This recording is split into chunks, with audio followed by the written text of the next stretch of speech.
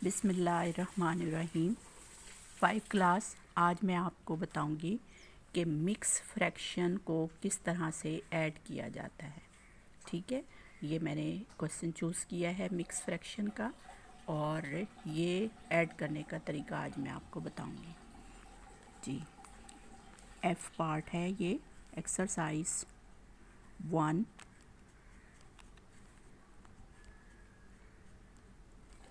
Page number है जी 47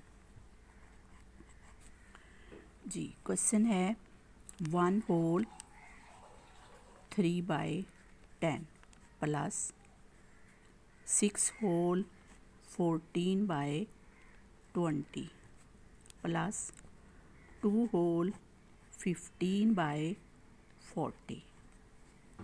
ठीक है, इस तरह के फ्रैक्शंस को कहते हैं मिक्स फ्रैक्शन। तो मिक्स फ्रैक्शंस को किस तरह से ऐड किया है, इससे पहले हमने सिंपल फ्रैक्शंस को ऐड करना सीखा था। मेरी पहली वीडियो में आपने सिंपल फ्रैक्शन को ऐड करना देख लिया होगा और उसकी प्रैक्टिस भी की होगी। आज हम मिक्स फ्रैक्शंस को ऐड करेंगे। तो इन मिक्स फ्रैक्शंस को ऐड करने के लिए हमने एक स्टेप सिर्फ एक्स्ट्रा करना होता है, जिसमें हम इसको सिंपल फ्रैक्शन में कन्वर्ट कर लेते हैं। तो वो कैसे करते हैं कि ये जो साइड पे नंबर लिखा हुआ है ना, इसको इससे मल्टीप्लाई करना होता है, यानी 1 × 10, फिर उसमें प्लस करना है 3, और फिर इसके नीचे बिल्कुल वैसे ही जो नंबर भी है वो नीचे लिख देना है। फिर प्लस 6 × 20 प्लस 14। ठीक है, ये साइड वाली वैल्यू को 20 से नीचे वाली वैल्यू से मल्टीप्लाई करना है और ये ऊपर वाली वैल्यू को इसमें ऐड कर देना है, और नीचे वैसे ही 20 प्लस ये साइड वाली वैल्यू को नीचे वाली वैल्यू से मल्टीप्लाई करना है और फिर इसमें ऐड कर देना है 15 ऊपर वाली वैल्यू को, ये नीचे 40। ठीक है, फिर से देख लें।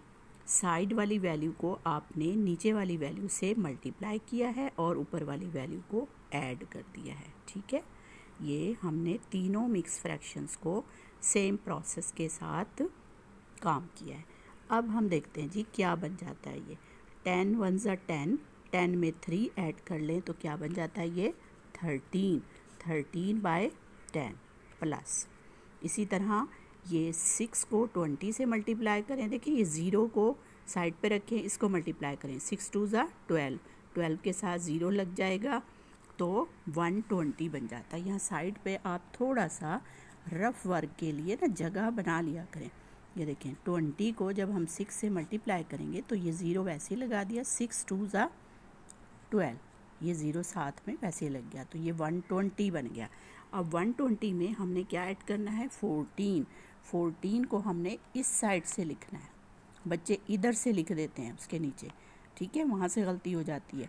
तो आपने इसको ऐड करना है। ये आ गया 4, 2 और 1 3 और ये 1 नीचे, यानी 134।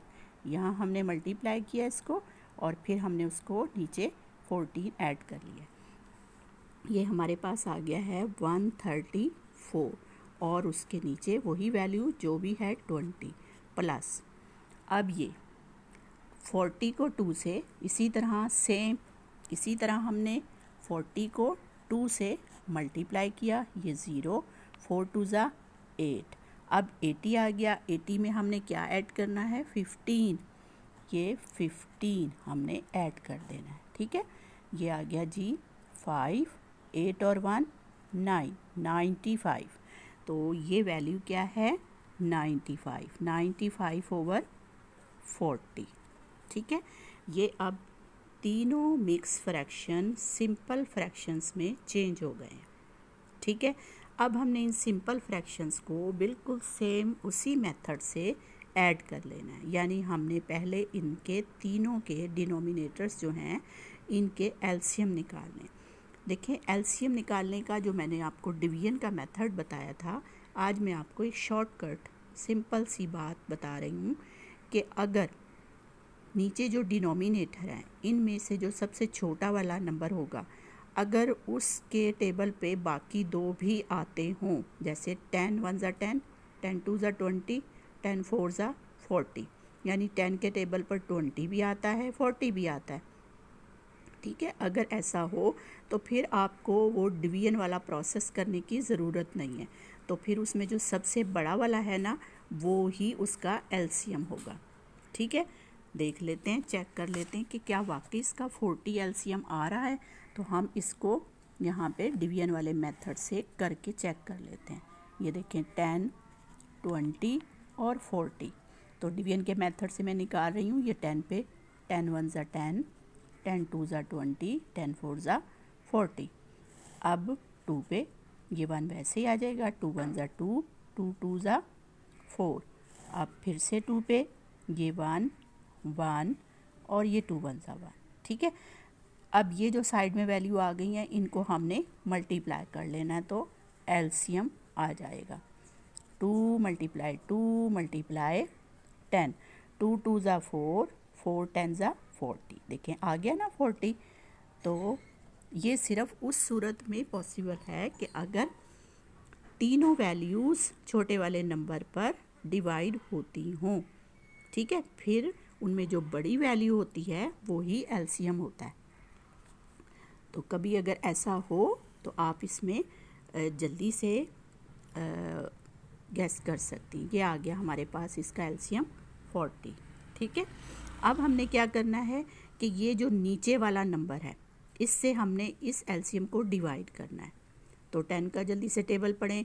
10 1 ज़ा 10, 10 2 ज़ा 20, 10 3 ज़ा 30, 10 4 ज़ा 40, यानी 4 आंसर आ गया। अब इस 4 को ऊपर 13 से मल्टीप्लाई करना। तो ये हमने साइड पे जगह बनाई हुई है रफ की, हम यहाँ पर इसको मल्टीप्लाई करते हैं। 13 को 4 से मल्टीप्लाई करते हैं, तो 4 3 ज़ा 12 का 2 लगा, यहाँ 1 कैरी, 4 1 ज़ा 4 और 1 5, 52। तो ये मल्टीप्लाई करने के बाद आ गया 52 प्लस। अब 20 का से हमने इस 40 को डिवाइड करना है, तो 20 को 2 से मल्टीप्लाई करें तो 40 आ जाता है, 22 ज़ा 40, ठीक है। तो ये 2, अब 2 से 134 को हमने मल्टीप्लाई करना है। 134 को 2 से मल्टीप्लाई करते हैं। 4 2 ज़ा 8, 3 2 ज़ा 6, 2 1 ज़ा 2, 268। तो ये आ गया जी 268, ठीक है, प्लस अब ये रह गया, तो 40 1 ज़ा 40, ये आ गया जी आपका 1। अब 1 से ऊपर मल्टीप्लाई करें तो वही वैल्यू आ जाती है, ठीक है, 1 से वही वैल्यू आ गई। अब हमने इन तीनों को प्लस कर लेना है, तो हम यहाँ पे प्लस करके देख लेते हैं।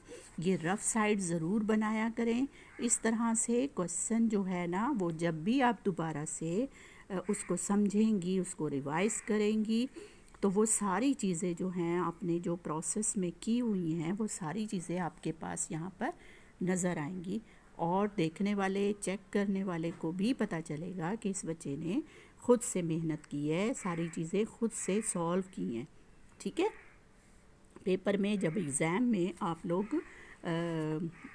पेपर सॉल्व करते हो तो इसीलिए टीचर्स कहती हैं कि रफ़ वर्क जो होता है, जो रफ़ पेज होता है वो भी साथ में लगा लिया करें, ठीक है। अच्छा जी, अब हम इसको ऐड कर रहे हैं 52 को, और दूसरी वैल्यू क्या है 95, और ये 3 डिजिट वाला नंबर जो है 268।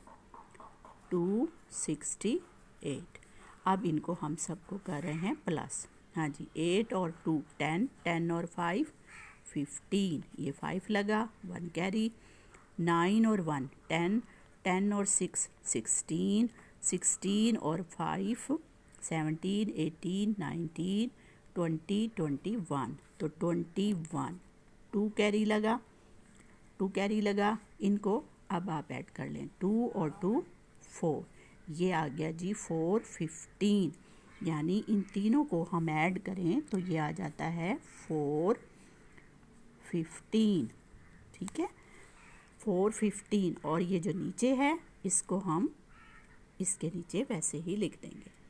अब ये बड़ी वैल्यू है 415, नीचे भी बड़ी है, इसको डिवाइड करना थोड़ा सा मुश्किल होगा, इसलिए इसी स्टेप पे हम एक काम और कर लेते हैं कि इसको हम छोटा बनाते हैं।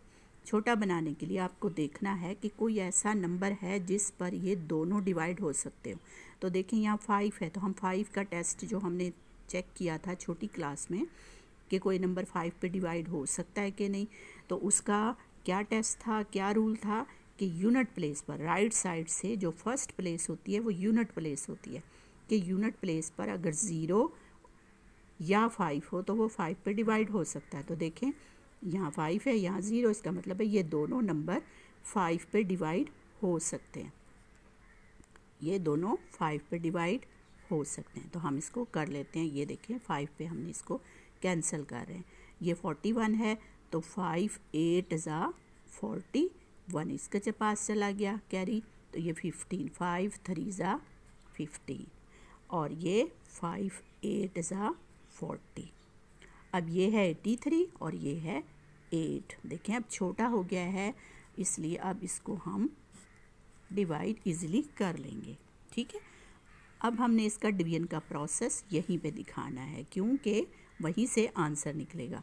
83 को अंदर रखेंगे और 8 से डिवाइड करेंगे। हाँ जी, बताएं अब किस पे जाएगा ये। 8 1 ज़ा 8, पूरा हो गया। ठीक है ना, जब हम डिवाइड करते हैं तो हम देखते हैं कि इसके नीचे या तो बिल्कुल इसके बराबर आ जाए या इससे छोटा आए, बड़ा ना आए। ठीक है, तो ये बिल्कुल बराबर आ गया, इसके इक्वल हो गया, तो ये कुछ भी नहीं बचा, तो ऊपर से हमने वैल्यू नीचे उतार ली। ठीक, अब ये तो छोटी है, ये रिमाइंडर तो नहीं है, हमने तो इसको उतारा है। अब हम इसको 0 से डिवाइड करेंगे। 8 0 0 माइनस करेंगे और फिर अब इसमें से ये बच गया 3। अब ये रिमाइंडर है, जो माइनस करने से आता है वो रिमाइंडर होता है। ठीक है, तो इसी डिवीजन को आप इस तरह से भी कर सकते हैं, यानी 83 को अंदर रखा और इसको 8 से किया, तो 8 10 ज़ा 80। ठीक है, और ये नीचे माइनस करके हमने उतार लिया 3। ठीक है, देखें ये मैंने इसलिए आपको करके दिखाया कि कभी कभी ऐसा हो जाता है कि नीचे रिमाइंडर छोटा होता है, बच्चे उसी को मिक्स में करके लिख देते हैं। हालांकि जो नीचे हमने वैल्यू उतारी होती है ना, उसको हम रिमाइंडर नहीं कह सकते, उसे हम डिवाइड किसी चीज़ से करके फिर माइनस करेंगे तो रिमाइंडर होगा। हाँ, अब ये रिमाइंडर हो सकता है क्योंकि हमने 10 से डिवाइड किया है इसको, तो 80 लिखा है। अब ये माइनस करके आया है 3, इसलिए हम इसको रिमाइंडर कह सकते हैं। तो यूँ भी डिवाइड कर सकते हो आप, यूँ भी कर सकते हो, दोनों में आपके पास आंसर सेम आएगा। देखें जो ऊपर आंसर आता है उसको हम लिखते हैं साइड में 10 होल, और जो नीचे रिमाइंडर होता है उसे हम लिखते हैं ऊपर, और ये जिससे डिवाइड किया है वो यहाँ साइड पे।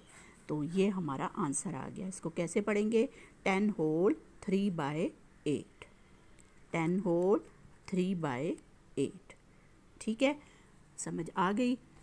अब उम्मीद है कि आपको मिक्स फ्रैक्शन को ऐड करना मुश्किल नहीं लगेगा। एक ही स्टेप इसमें एक्स्ट्रा है कि इनको सिंपल फ्रैक्शन में कन्वर्ट कर लिया जाए, और सिंपल फ्रैक्शन में कन्वर्ट करने का तरीका भी मैंने आपको बहुत ही आसानी से, लोग ये वाला स्टेप नहीं करते, डायरेक्ट से ऐसे लिख देते हैं। ठीक है, तो मैंने आपको ये स्टेप लिख के इसलिए बताया है ताकि आपको पता चले कि असल में क्या काम हो रहा होता है। साइड वाली वैल्यू को इससे मल्टीप्लाई करते हैं और फिर ये ऐड करते हैं, साइड वाली को इससे मल्टीप्लाई करते हैं और ये ऐड करते हैं। ठीक है, बहुत आसान है, इसकी प्रैक्टिस कीजिएगा। ये बहुत इम्पॉर्टेंट है, लॉन्ग क्वेश्चन आता है 10 मार्क्स का। ठीक है, तो अगर आपको इसकी अच्छी प्रैक्टिस हो जाएगी तो देखें एग्ज़ाम में आपको बहुत मज़ा आएगा ये क्वेश्चन करने के लिए। ठीक है, चलें जी, अल्लाह हाफिज़, दुआओं में याद रखिएगा।